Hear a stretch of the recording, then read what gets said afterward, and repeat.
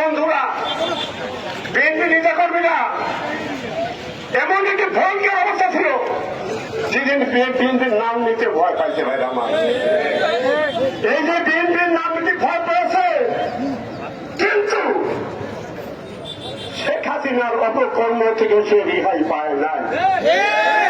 শেখ হাসিনা, আমরা যেদিকে চলে গেলাম, শত শত হাজারো হাজারো বিএনপি নেতা কর্মী বিনা অপরাধে বিনা কারণে আমরা সবাই জেলেছিলাম।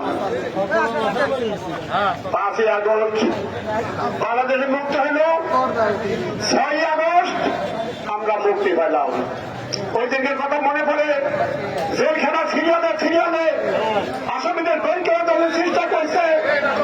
ওই সময় আমাদের লিস্ট ছিল অনেক পরে, সুতরাং শিবনগরে বিএনপি নেতা কর্মী জেলখানা যখন ভাঙচুর শুরু করছিল, তখন সিরিয়াল বলছে আজম বিশ্বাস কামাল বিশ্বাস কোথায়, ওদের তো করে বের করে দেবেন আমার। এই যে আপনার অবদান, আপনাদের অবদানের কারণে সবার আগে আমাদেরকে বের করে দিতে হচ্ছে। এটা কি আলামত? সুতরাংবাসী আমাদের ভালোবাসেন, জেলখানা তসতস করছেন বলে সিনার ডাকে আমাদের বের করতে ভাই আমার। ভাই আমার ঠিক আছে না, আপনারা কি বাংলাদেশে আমরা আসতে দিতে চান?